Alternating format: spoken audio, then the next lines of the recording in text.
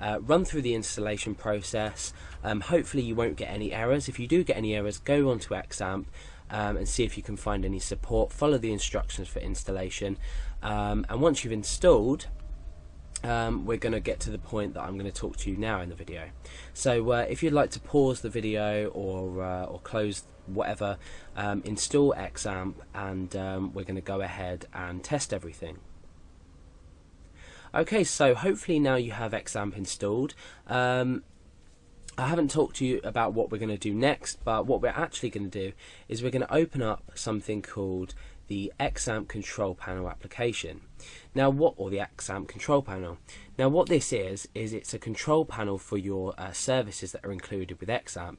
I'm not sure what version of XAMPP I'm running at the moment, but it is a slightly older version, so depending on when you've completed the installation, this video was recorded 2011, so depending on when you're viewing this video, your control panel may look a bit different. But nevertheless, control panel is available from your programs menu within Windows. So open this up, and what you want to do is you want to make sure Apache and MySQL are running.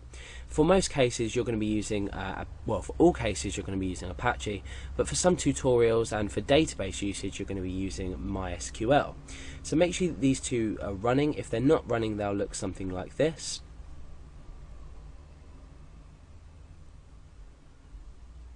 Yeah, okay, so they're going to look like something like that, and to start them you're just going to simply click start, and vice versa. If you need to stop them for any reason, just click stop. So now that they're both running, we see here Apache started port 80 and MySQL started port 3306.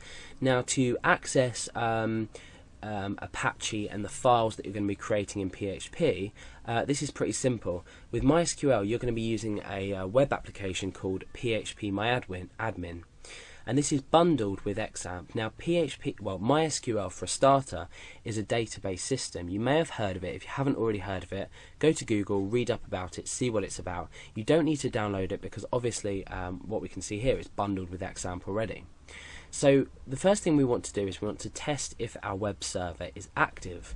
Now you're not going to be typing any domains in here or anything else. What we're going to be doing is we're going to be typing localhost.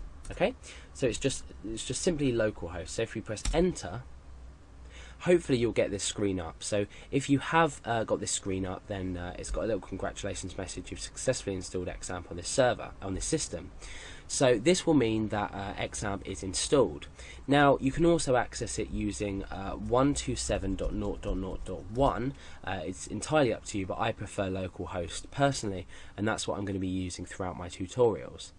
Now you'll see at the side here you've got things like status, security, the documentation, PHP info function, which is going to give you information about your PHP installation. I do have a tutorial separate on this, so go ahead and watch that if you want to learn more.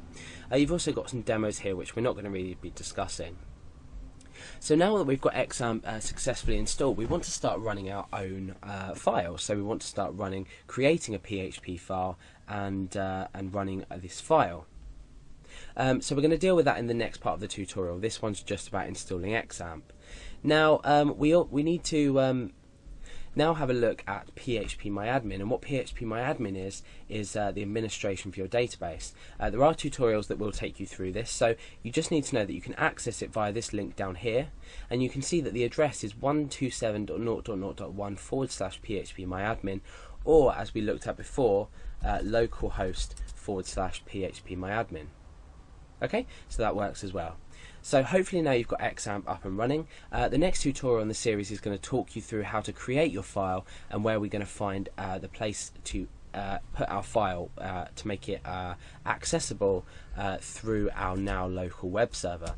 So we're going to be looking at creating a file in the next tutorial and displaying it with the localhost address.